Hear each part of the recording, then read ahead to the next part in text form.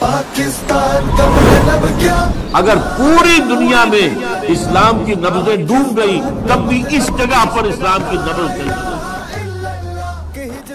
رب اشرح لی صدری ویسر لی امری واحلل عقدۃ من لسانی یفقہوا قولی۔ مجھے جو عنوان جس پر گفتگو کرنا ہے وہ بہت بنیادی، گمبھیر اور اہم موضوع ہے انقلابی جد و جہد کے ضمن میں۔ اور جو چیز میں اس وقت انفارچونیٹ محسوس کر رہا ہوں وہ یہ ہے کہ پہلے جو 40 منٹ تھے مجھے اس پر بھی محسوس ہو رہا تھا کہ یہ بہت کم ہے، اور ان 40 منٹ میں سے بھی 10 منٹ جو ہے وہ میرے نوید صاحب کھا گئے ہیں۔ تو میں پھر جو وقت میرے پاس بچا ہے اس میں کوشش کروں گا جلدی چیزوں کو سمیٹ لوں موضوع کو، اور اس کا کوشش کروں گا کہ اس کا حق بھی ادا کر سکوں۔ اللہ سے دعا کیجئے کہ اللہ تعالیٰ مجھے وہ توفیق دے کہ میں اس موضوع کا حق ادا کر سکوں۔ عنوان ہے میرے جس موضوع پر مجھے گفتگو کرنا ہے اس کا انقلابی جد و جہد میں ایمان حقیقی کی اہمیت اور اس کے حصول کے ذرائع۔ اس کے دو حصے ہیں اس گفتگو کے۔ ایک تو ہے کہ اس جد و جہد میں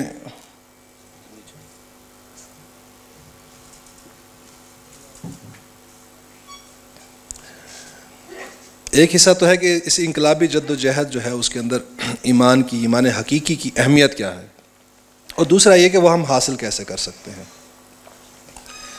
جو پہلا حصہ ہے انقلابی جد و جہد میں ایمان حقیقی کی اہمیت، اس میں جو چیزیں سمجھنے کی ہیں، پہلی بات تو تھی انقلاب کیا ہوتا ہے۔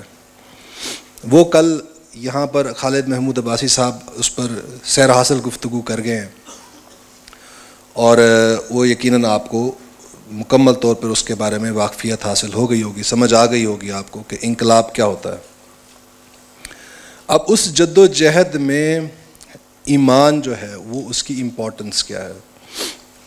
ایمان کا جو لفظی معنی ہے اگر اس کو ہم دیکھیں تو وہ ہوتا ہے ایمان، امن دینا۔ کس کو؟ دوسروں کو۔ اور ایمان کا حاصل کیا ہے؟ وہ ہے امن میں، اپنے لیے امن حاصل کرنا، امن میں آنا۔ یعنی اس کا مقصود، اس کا گول، اس کا الٹیمیٹ اینڈ، ہم کیا اچیو کرنا چاہتے ہیں اس کے ذریعے سے، وہ ہے امن۔ اچھا، اب ان دونوں میں کوئی ربط بھی ہے۔ ایک طرف ہم لفظی معنی کو جب دیکھ رہے ہیں وہ ہے امن دینا دوسروں کو، اور اس کے نتیجے میں حاصل میں کیا کرنا چاہ رہا ہوں وہ ہے امن خود آنا، میں خود امن میں آ جاؤں۔ یہ گفتگو زیادہ تر جو ہے ہماری اس موضوع کی اس کے گرد گھومے گی، اس تھیم کے گرد گھومے گی۔ اس کے بعد اس کا جو اصطلاحی مفہوم ہے، ہم جب ایمان بات کرتے ہیں تو اس سے مراد لی جاتی ہے وہ حقائق جو ہمارے حواس سے باہر ہیں، جو ہمارے جو حواس خمسہ ہیں، وہ حقائق جو ان کی ریت سے باہر ہیں۔ ہمارے یہ حواس ان حقائق تک ہماری رہنمائی نہیں کر سکتے، ہمیں نہیں پہنچا سکتے۔ ان حقائق کے بارے میں جو ہمیں آ کر تفصیلات بیان کی ہیں محمد رسول اللہ صلی اللہ علیہ وسلم نے، ان پر یقین لے آنا، ان کو تسلیم کر لینا، قبول کر لینا۔ یعنی حضور صلی اللہ علیہ وسلم نے ہمیں غیب کے بارے میں جو بھی چیزیں بتائی ہیں، جو باتیں بتائی ہیں، ان پر ایمان لانا، یہ ہے اصطلاحی مفہوم۔ اور اس میں ہم تقسیم جو کرتے ہیں وہ عموماً جو ہے وہ ہے کہ ایمانیات ثلاثہ کی، ایمان باللہ، ایمان بالرسالت اور ایمان بالآخرہ۔ ایمان بالملائکہ اور ایمان بالکتب جو ہے وہ ایمان بالرسالت کا ہی حصہ ہے۔ اچھا، دیکھیں جو میں نے جو تھیم بلڈ کیا تھا پہلے کہ جس کے گرد ہماری یہ گفتگو گھومے گی، وہ تھا کہ ایمان کا جو لفظی معنی ہے اس میں اور اس کا گول ہے، مقصد جو ہے اس کا حاصل جو کہ امن ہے، ان میں کیا تعلق ہے۔ ہم اپنی ذاتی مشاہدے سے اس بات کو ذرا آسانی سے سمجھ سکتے ہیں کہ جہاں بھی کوئی دو لوگ ہوں اور ہم اگر دوسرے بندے کی بات کو تسلیم نہ کریں یا اس بندے کو تکلیف دیں، اس کو ٹینشن دیں، تو اب اس کی بے چینی جو ہے وہ صرف اس تک تو نہیں رہتی، وہ اس کے اثرات ہم پر بھی آتے ہیں۔ آپ ورک انوائرمنٹ میں جہاں جاب کر رہے ہوں، آپ باس ہیں فرض کریں، آپ نے اپنے ملازمین کے اوپر سختی کی ہوئی ہے، جبر کیا ہوا ہے، ان کو بے عزت کر رہے ہیں ہر وقت، ان کو ٹینشن دے رہے ہیں ہر وقت، آپ ان کو ہیوملیٹ کر رہے ہیں ہر وقت، ان کو ابیوز کر رہے ہیں آپ، تو اس کا کوئی نہ کوئی ری ایکشن بھی تو آئے گا نا۔ یہ تو نہیں ہوگا کہ وہ بس سنتے ہی رہیں گے، آپ سے بے عزتیاں ہی کرواتے رہیں گے۔ اس کا ری ایکشن آئے گا کہ وہ پھر ودڈرال آئے گا ان کا، کہ کام جو ہے وہ کرنا چھوڑ دیں گے۔ تو آپ پر اثر آیا نا اس کا، جب وہ کام کرنا چھوڑ دیں گے تو اب بے چینی آپ کے اندر پیدا ہوگی کہ نہیں ہوگی؟ امن سے آپ نے ان کو محروم کیا تو امن سے پھر آخر کار اس کے نتیجے میں خود محروم ہو گئے نا۔ وہ جو حضرت عیسیٰ کا بڑا مشہور قول ہے، جب ان کو فوجیں پکڑنے آئیں نا تو ان کے ایک جو ڈسائپل تھا اس نے کہا کہ آپ ہمیں اجازت دیجیے کہ ہم ان کو ماریں، ہم ریزسٹ کریں۔ تو حضرت عیسیٰ نے ان کو کہا کہ نہیں، those who live by the sword shall die by the sword۔ جو تلوار کے جبر کے زور پر زندہ رہتے ہیں وہ مرتے بھی تلوار کے زور سے ہیں۔ تو ہم نے تو ہماری جو حکمرانی ہوگی وہ دلوں پر حکمرانی ہوگی، وہ اس کے ذریعے سے نہیں ہوگی۔ محبت فاتح عالم۔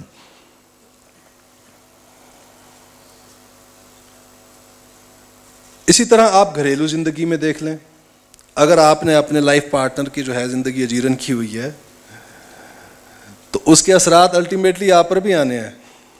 کھانا اچھا نہیں ملے گا یا وقت پر نہیں ملے گا، اب وہ بے سکونی آپ کے اندر بھی آئے گی۔ پھر تو کیا کہتے ہیں کہ ٹو گیٹ پیس گیو پیس۔ اگر خود جو ہے وہ سکون چاہتے ہیں تو دوسروں میں سکون بانٹیے، خود اگر محبت چاہتے ہیں تو دوسروں میں محبت بانٹیے۔ اب یہ ایک بنیادی چیز ہے، اس کا آغاز ہمارا جو ہے نا وہ جو اس ریئلائزیشن کا احساس جو ہے، اللہ نے ہمیں ایک ریشنل کریچر بنایا ہے نا، ہم سوچ بچار کرنے والی مخلوق ہیں، ہم ایبسٹریکٹ ریزننگ کی ایبلٹی رکھتے ہیں، یعنی چیزوں کو تخیل میں لے آتے ہیں، کسی ریالٹی کو جو کہ بعد میں آنی ہے، اور پہلے سے اس کے بارے میں پلاننگ کر لیتے ہیں۔ تو ہم جو عاقل مخلوق ہے جنہیں اللہ نے بنایا ہے، ہم جب اپنی عقل کو استعمال کرنا شروع کرتے ہیں تو ہمیں سب سے پہلے اپنے اس چیز کا ریئلائزیشن جو ہے اس چیز کی ہمیں اپنے گھر سے شروع ہو جاتی ہے، کہ جب ہم دیکھتے ہیں کہ ہم اپنے گھر کے افراد کو بے سکون کرتے ہیں تو الٹیمیٹلی ہم خود بھی بے سکون ہوتے ہیں۔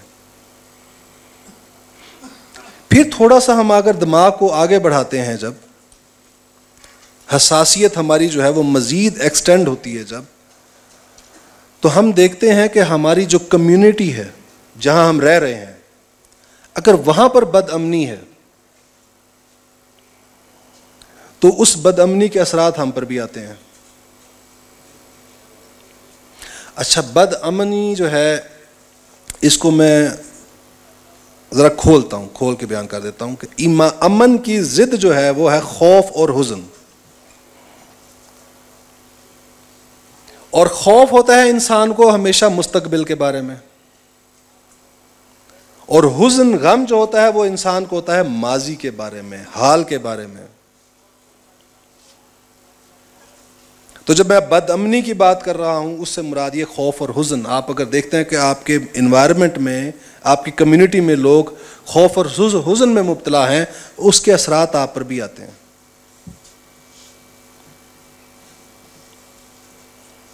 پھر اس سے اوپر جائیں، آپ ریاست کی سطح پر جا کر دیکھیں، اگر وہاں پر بے چینی دیکھیں، خاص طور پر آج کل تو ہم بڑے آسانی سے اس کو ویژولائز بھی کر سکتے ہیں کہ جو ہمارے ملک کے حالات ہو گئے ہیں کہ ہر شخص پریشان ہے،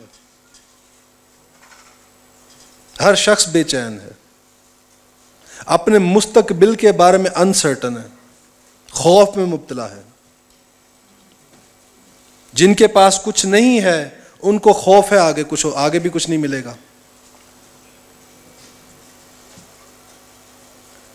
یہ کیوں پیدا ہوتا ہے خوف؟ اسی لیے پیدا ہوتا ہے نا، جن کے جو ہیو ناٹس ہیں، جن کے پاس کچھ نہیں ہے، جو محروم ہیں، انہیں نظر آتا ہے نظام کے اندر کہ یہاں پر میرٹ ایگزسٹ ہی نہیں کرتا، تو ہر وقت خوف رہتا ہے کہ پتہ نہیں مجھے روزگار ملے گا یا نہیں ملے گا، کیونکہ میرٹ ایگزسٹ نہیں کرتا. اور جس کے پاس مال ہے وہ بھی خوف میں مبتلا ہے کہ اس کا مال چھن نہ جائے، کیونکہ اس کو پتہ ہے کہ اس معاشرے میں دیانت، امانت، ایمانداری بھی ایگزسٹ نہیں کرتی. ہر طبقہ اس سے جو ہے وہ جسے میں نے کہا کہ بد امنی کا شکار ہے. یہ صرف یہ نہیں کہ جو محروم لوگ ہیں وہی خوف اور حزن میں مبتلا ہیں، جن کے پاس ہے ان کے خوف اور حزن کی نیچر مختلف ہے. اب سوچیں کہ ایک بندہ ہے، اربوں خربوں پتی ہے، لیکن 50 بیماریاں اس کو لگی ہوئی ہیں. اب وہ پیسے کھا تو نہیں سکتا نا، اس کا حزن کا اندازہ تو کریں. جس مال اور دولت کو کمانے کے لیے اس نے پوری دنیا اپنی جو ہے وہ تج دی، آخرت کو بھی تج دیا، اور آخر میں جب وہ چیز اسے ملی ہے اب وہ اس کو یوٹیلائز نہیں کر سکتا، اس کو تصرف میں نہیں لا سکتا اپنے. اس کا حزن کا اندازہ تو کریں کہ ساری زندگی کی محنت اور جو تھی جو اس چیز میں لگائی، اب اس کا حاصل جو ہے وہ اس حاصل کو مزہ نہیں لے سکتا. وہ اس کا بہت بڑا بنگلہ تو بنا لیا اس نے 70 سال کی عمر میں جا کر، لیکن اس بنگلے میں چل نہیں سکتا، ٹانگیں بہت کمزور ہو گئی ہیں.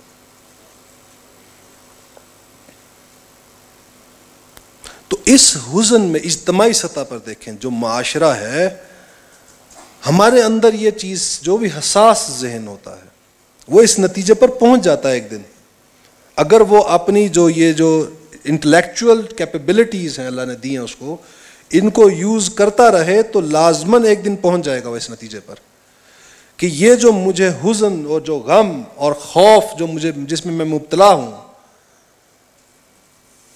اس کی وجہ جو ہے وہ نظام ہے. یہ اس نظام کی خرابی ہے.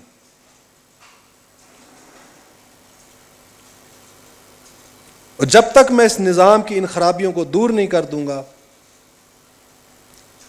اس باطل، اس جابر، اس ظالمانہ، اس استحصالی نظام کو جب تک میں ہٹا نہیں دوں گا، ختم نہیں کر دوں گا، اس کی جگہ پر ایک عادلانہ نظام نہیں لے آؤں گا، تب تک یہ میرا حزن، میرا خوف ختم نہیں ہوگا، میں امن میں نہیں آؤں گا.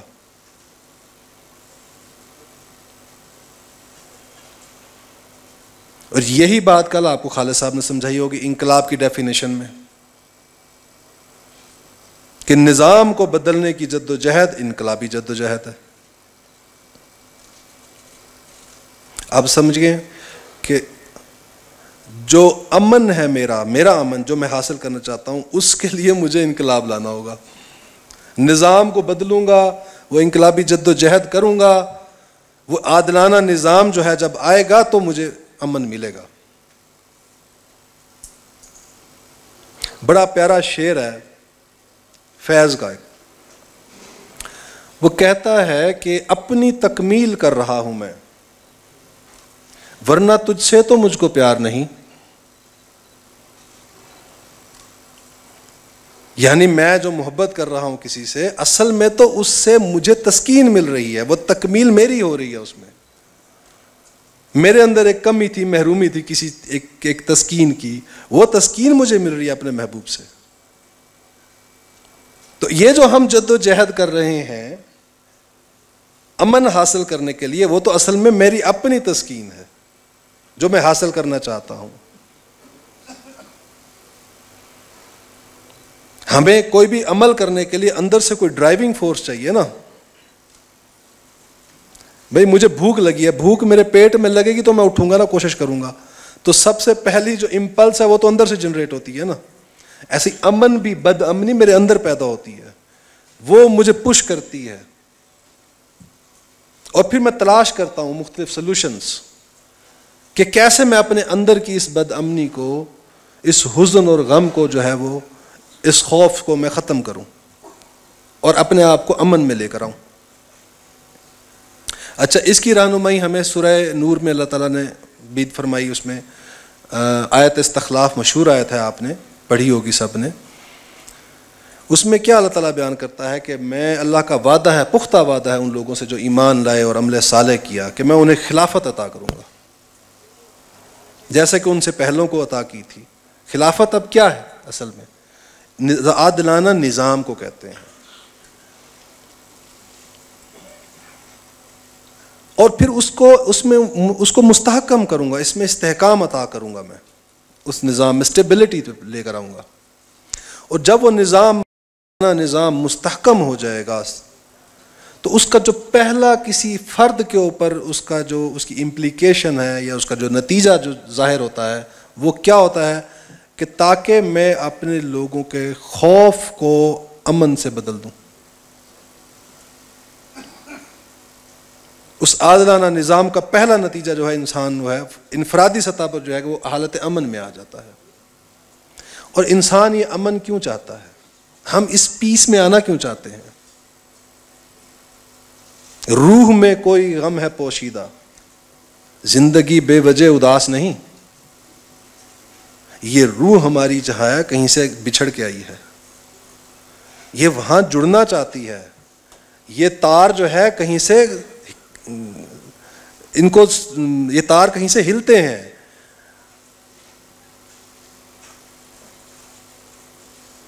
یہ ادھر جا کر جڑنا چاہتی ہے, لیکن درمیان میں بہت سی رکاوٹیں, بیریئرز آ گئے ہیں.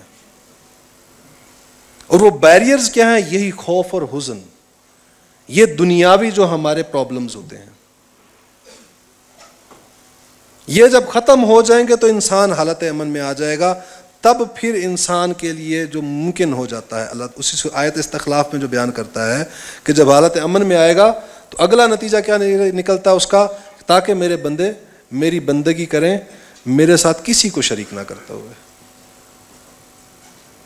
وہ بندگی جو ہے, بندگی رب جو اللہ کے ساتھ جڑنا ہے, وہ روح کا جو تار جو ہے وہ ہلنا ہے, وہاں سے وہ ہلیں, وہاں سے وہ جو ہے اس کے ساز جو ہیں وہ اس کے اندر پیدا ہوں. عام طور پہ تو ہم ایک مشہور ہو گیا نا کہ موسیقی روح کی غذا ہے, تو اصل میں تو ایسا نہیں ہے نا. الا بذکر اللہ تطمئن القلوب, اللہ کا ذکر ہے جس سے دلوں کو اطمینان ملتا ہے. تو وہ ادھر جڑنا چاہتی ہے.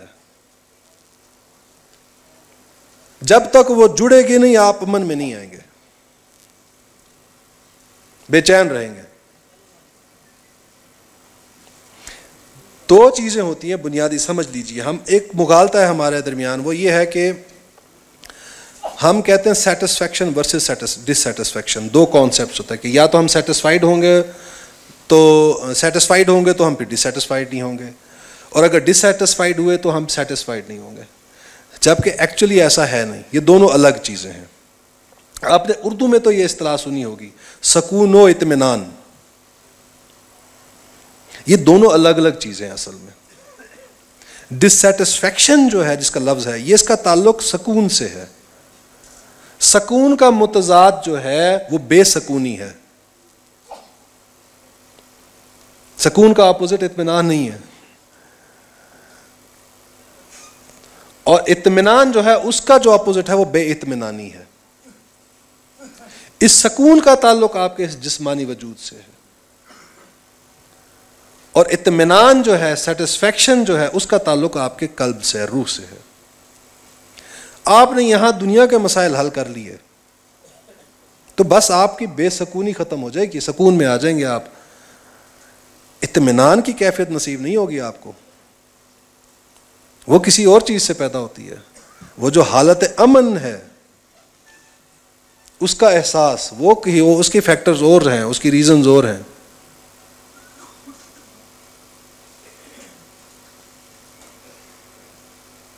اچھا, ہم نے یہ سمجھ لیا کہ میری اس بد امنی میرے اندر جو موجود ہے، یہ خوف اور حزن جو میرے اندر موجود ہے، اس کی ریزن جو ہے یہ جابرانہ نظام ہے، ظالمانہ نظام ہے.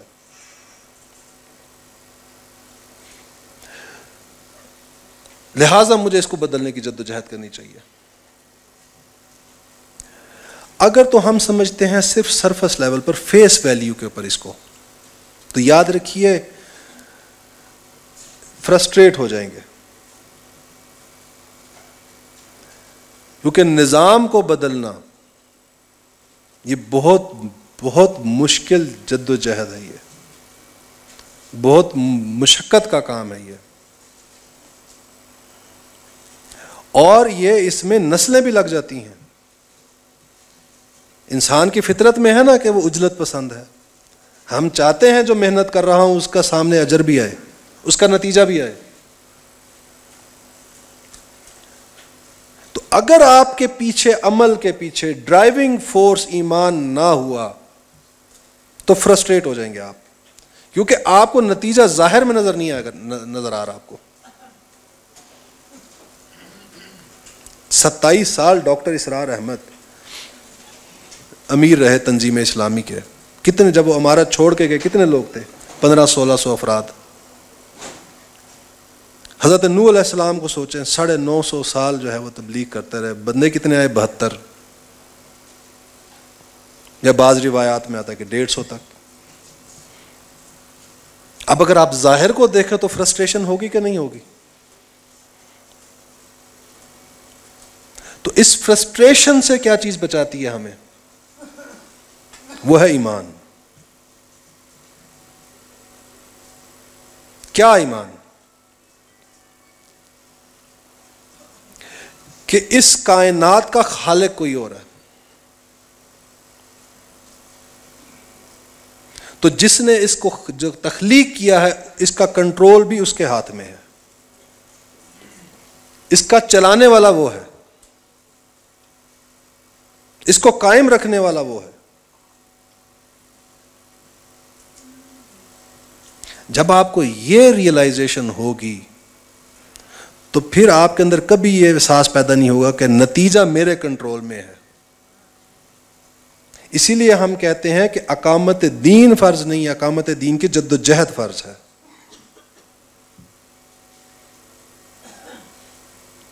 ہم کام کر رہے ہیں، نتیجے پر ہمارا کنٹرول نہیں ہے.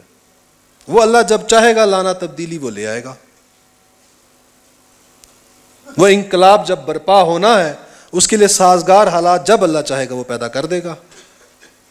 میرا کام تو صرف یہ ہے کہ شکوہ ظلمت شب سے تو کہیں بہتر تھا، اپنے حصے کی کوئی شمع جلاتے جاتے.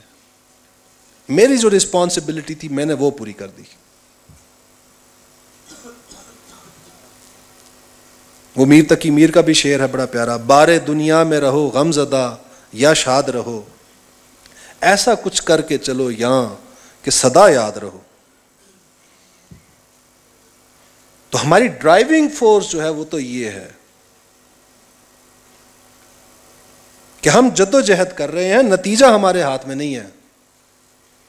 وہ جو عجلت پسندی ہے نا ہماری فطرت میں جو رکھی گئی ہے، وہ ہمیں جو حرف الہمہا فجورہا و تقواہا ہمارے اندر وہ بھی رکھی گئی ہے. پازیٹیو کیپیبلٹیز بھی رکھی گئی ہیں اور نیگیٹو بھی رکھی گئی ہیں. اور آزمائش یہ ہے کہ تمہارے پاس ارادے کی ہم نے جو ہے وہ آزادی دی ہے تمہیں، اور تمہارے پاس ہم نے ول پاور دی ہے تمہیں. تم اپنی ان کمزوریوں کو کنٹرول کر سکتے ہو. اور کیسے کنٹرول؟ یہ جو عجلت پسندی کی ہماری جو ٹینڈنسی ہے، اس کو کیسے کنٹرول کریں گے؟ اس ایمان کے ساتھ کہ کنٹرول تو اس کائنات کا اللہ کے پاس ہے، وہ قادر ہے، علی کل شیء قدیر ہے. ہم تو عاجز ہیں، ہم تو بول نہیں سکتے اگر اللہ نہ چاہے، ہم تو چل نہیں سکتے اگر اللہ نہ چاہے. تو دنیا میں کیا تبدیلی لائیں گے اگر اللہ نہ چاہے؟ تو اللہ چاہے گا تو ہوگا وہ جو بھی ہوگا. تیسری چیز جو مستحضر رہنی چاہیے وہ کیا ہے کہ جس نے خالق ہے خاتم، اس کا ختم کرنے والا بھی وہی ہے. اس کا خاتمہ اگر ہوگا تو وہ بھی وہی کرے گا، اور ہمیں لوٹ کر جانا ہے تو اسی کے پاس جانا ہے. یہ ایمان بالآخرہ ہے.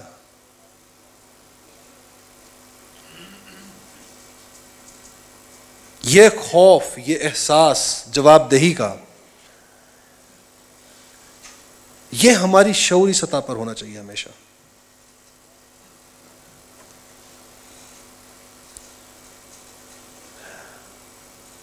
پنشمنٹ کا بہت سے، ہم جب پنشمنٹ کسی کو دیتے ہیں نا، وہ اس لیے دیتے ہیں جب کسی کام سے روکنا ہو، اور جب کسی کام پر کسی کو اکسانا ہو اس کے لیے ہم اس کو ری انفورسمنٹ دیتے ہیں، اس کو کوئی پازیٹیو سٹیمولس دیتے ہیں، پازیٹیو کوئی ریوارڈ دیتے ہیں اسے. اچھا، پنشمنٹ کے کچھ ڈرا بیکس ہیں. ان میں سے ایک بنیادی ڈرا بیک یہ ہے کہ جب تک پنشر سامنے ہو تو انسان اس کام سے رکا رہتا ہے. ٹریفک وارڈن سامنے کھڑا ہو تو ہم سگنل نہیں توڑیں گے، اگر وہ ہم دیکھیں کہ نہیں کھڑا ہوا تو ہم سگنل توڑ دیتے ہیں، کیونکہ پنشر کا پتہ ہمیں سامنے کھڑا ہے. بچے کو آپ روک رہے ہوں کسی چیز سے تو وہ تب تک رکا رہتا ہے جب تک کہ ہم اس کے سامنے ہوں. جیسے ہی ہم سائڈ پر ہوتے ہیں بچہ وہ کام کرتا ہے.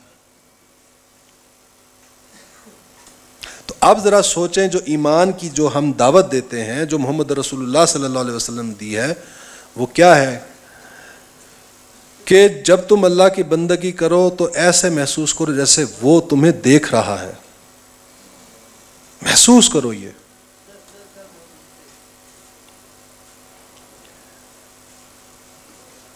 اب کیا ہے؟ یہ احساس یہ ہمیشہ ازبر رہنا چاہیے، یہ ہمارا حال ہونا چاہیے کہ اللہ دیکھ رہا ہے. اگر کچھ غلط کیا تو پنشمنٹ ملے گی. وہ جو حدیث میں ہے، کوئی زانی حالت ایمان میں زنا نہیں کرتا، کوئی شرابی حالت ایمان میں شراب نہیں پیتا. وہ کیا ہے اس کے پیچھے؟ کہ ایمان نکل گیا ہوتا ہے. ایمان کون سا نکل گیا ہوتا ہے؟ یہی کہ اللہ مجھے دیکھ رہا ہے،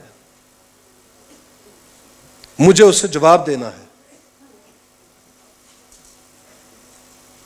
تو یہ ڈرائیونگ فورس ہے. آپ نے انقلابی جدوجہد کرنی ہے. سمجھ لیں اس بات کو اچھی طرح. نماز پڑھنا آسان کام ہے. سردیوں کی فجر کی نماز بھی بہت آسان کام ہے. یہ جو اقامت دین کی جدوجہد ہے یہ بہت مشکل کام ہے. یہ شہادت گاہ الفت میں قدم رکھنا ہے. لوگ آسان سمجھتے ہیں مسلمان ہونا. یہاں آپ کو اپنی دنیا اپنے آنکھوں کے سامنے لٹتی ہوئی نظر آئے گی. میری دنیا لٹ رہی تھی اور میں خاموش تھا، اور آپ کو برداشت کرنا ہے. آپ کو پتہ ہے کہ سچ بولنے کے نتیجے میں تکلیف آئے گی. میں حق بات کروں گا، نظام کے خلاف جب کھڑا ہوں گا تو یہ نظام مجھے کرش کرے گا.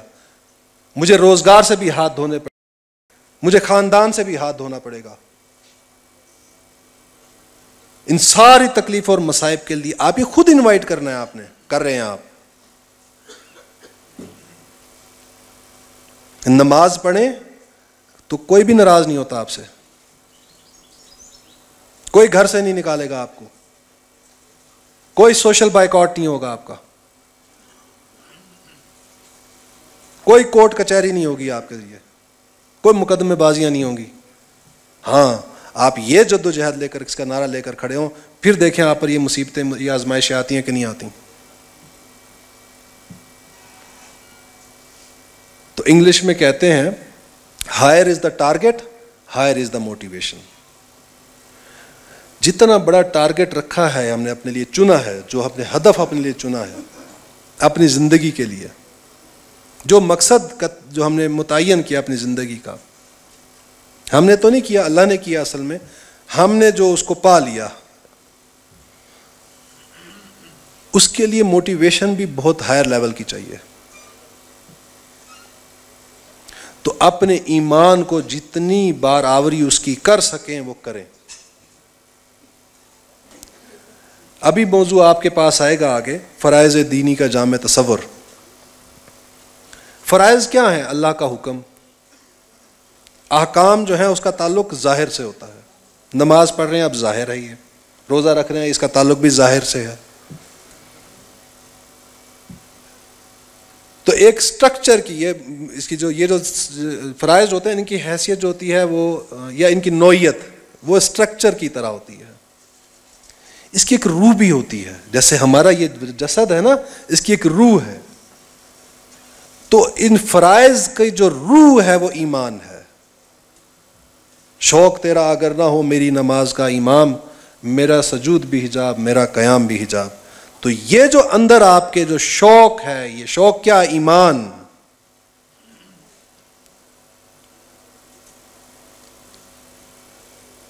اس کو یوں سمجھ لیں، آپ کے جو یہ زندگی جو جد و جہد ہے اس میں، اس کی حیثیت بلڈ کی سی ہے. یہ آپ کے اندر گردش کرتے رہنا چاہیے. ایمان بڑھتا بھی ہے، گھٹتا بھی ہے، یہ ہمیں قرآن سے پتہ لگتا ہے. تو ہمیں کوشش کرتے رہنا چاہیے کہ ہم اپنے ایمان جو ہے اس کو جتنی زیادہ تراوت دے سکیں، اس کو جتنی زیادہ بڑھوتری دے سکیں دیں، اس کی کوشش کریں. اس طرف انفارچونیٹلی اگر آپ پچھلی جو جد و جہد، ہم یہ جو نبی صاحب نے ابھی تاریخ بیان کی اقامت دین کی جد و جہد کی، کہ جو مختلف تحریکیں اس کا حصہ رہی ہیں، ان کے جو بہت بنیادی ڈرا بیکس میں سے ایک بنیادی ڈرا بیک یہ بھی تھا کہ ان تحریکوں میں ایمان پر ایمفیسس جو تھا وہ نہیں تھا. چاہے وہ اخوان المسلمون کو دیکھیں آپ، وہ جو دیکھیں جماعت اسلامی کو دیکھ لیں آپ، ان کی جو لٹریچر ہے اس کو پڑھیں، اس میں آپ کو جو ایمفیسس ہے وہ ایمان پر نہیں ملتا، سارا اس اقامت دین کی جد و جہد پر ملتا ہے.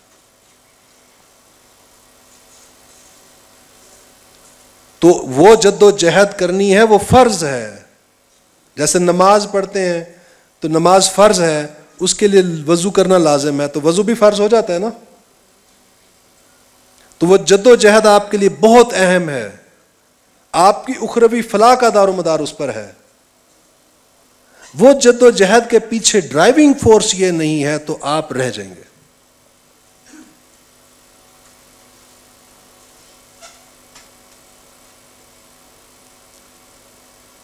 اچھا، اب یہ ہم حاصل کن ذرائع سے کر سکتے ہیں ایمان کو؟ سب سے پہلا اور سب سے بڑا جو ذریعہ ہے ایمان کے حصول کا وہ تو ہے قرآن. میں نے کہا نا، جیسے وہ الا بذکر اللہ تطمئن القلوب، دلوں کو اطمینان جو ہے وہ تو اللہ کے ذکر سے ملتا ہے.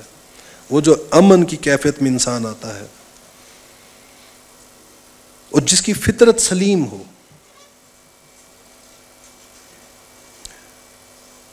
نہ دو طرح کے لوگ ہوتے ہیں، ایک وہ ہوں گے جو آپ کو ملیں گے جن کی فطرت سلیم ہے. قرآن جب ان کے اندر اترتا ہے تو ان کو ایسے لگتا ہے میں نے یہ جانا کہ جیسے یہی میرے دل میں تھا.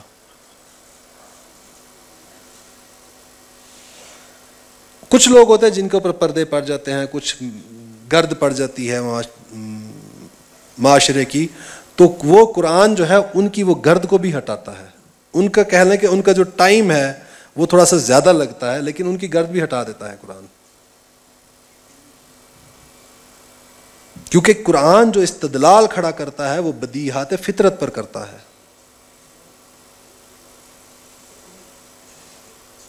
عقل اس کا انکار زیادہ دیر کر نہیں سکتی.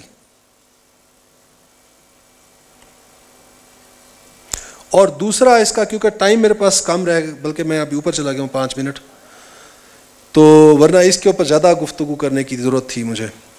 دوسرا جو ذریعہ ہے اس کے لیے جو مفید ہو سکتا ہے وہ ہے صحبت صالحین، نیک لوگوں کی صحبت. ہم یہ جانتے ہیں سب اپنے تجربے سے، اپنے مشاہدے سے، کہ انسان اپنے ماحول سے اثر لیتا ہے. وہ کہتے ہیں نا، بڑا مشہور ایک پروورب ہے کہ man is known by the company he keeps. تو جیسی صحبت ہوگی اس کے اثرات آپ پر آئیں گے. تو نیک اور صالح لوگوں کی صحبت میں رہیں تو اس کا ایک اپنا، اس ماحول کا اپنا ایک اثر ہوگا جو آپ پر آتا ہے. وہ آپ کے اندر ایک موٹیویشن پیدا کرتا ہے. برے لوگوں میں رہیں گے تو برے کاموں کی موٹیویشن پیدا ہوگی، نیک اور صالح لوگوں میں رہیں گے تو نیک اور صالح کاموں کی موٹیویشن پیدا ہوگی آپ کے اندر۔ اور تیسرا جو بڑا سورس ہے وہ ہے عمل۔ ایک تو ہے چھوٹا عمل، نماز پڑھ رہے ہیں ہم، نماز پڑھ رہے ہیں تو ایک وقت آتا ہے کہ اس کے ساتھ ساتھ آپ کو کیفیت بھی محسوس ہونا شروع ہو جاتی ہے۔ شروع میں لگتا ہے کہ بس ڈرل کر رہے ہیں، لیکن ایک وقت آتا ہے کہ وہ نماز جو ہے وہ آپ کے اندر محسوس ہونا شروع ہو جاتا ہے کہ وہ واقعی جیسے اللہ سے ملاقات ہو رہی ہے کوئی۔ اور اس کی آپ چوٹی پر چلے جائیں، آپ جو عمل ہم نے اپنے لیے چنا ہے، بڑا عمل جس کو کہتے ہیں ہاتھی کے پاؤں میں سب کا پاؤں، وہ ہے اقامت دین کے جد و جہد۔ یہ بذات خود ایک بہت بڑا سورس ہے تزکیے کا، ایمان کو پیدا کرنے کا۔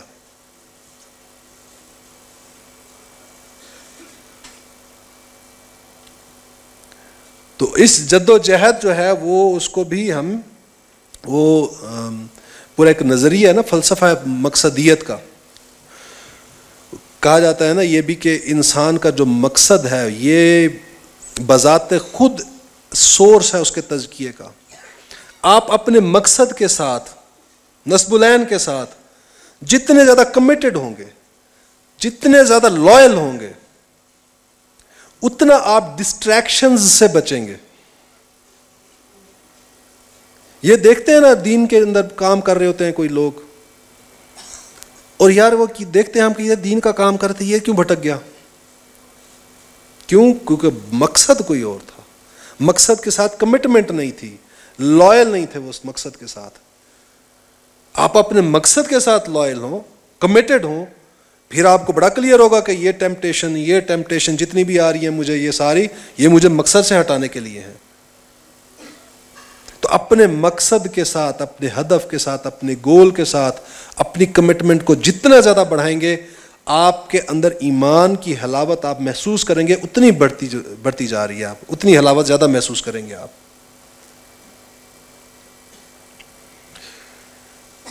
امید ہے کہ میں اپنے اس تھوڑے سے وقت میں جو گزارشات پیش کر سکا ہوں کہ وہ ان کا میں حق بھی ادا کر پایا ہوں۔ دعا کیجیے اللہ تعالیٰ مجھے جو ہے وہ آپ سب کو بھی اور مجھے بھی، ہم سب کو جس مقصد کے ساتھ جس کو ہم نے سمجھا ہے صحیح اور اس میں ہم لگے ہیں، اللہ تعالیٰ ہمیں اس کے ساتھ جوڑے رکھے اور ہمارے اس تعلق کو مستحکم رکھے۔ کسی چیز کو حاصل کر لینا ہی کافی نہیں ہوتا، اس کے اوپر قائم رہنا جو ہے، استقامت جو ہے وہ اصل میں چیز ہوتی ہے جو ریکوائرڈ ہوتی ہے۔ تو اللہ تعالیٰ ہمیں استقامت بھی عطا فرمائے۔ وآخر دعوانا الحمد للہ رب العالمین۔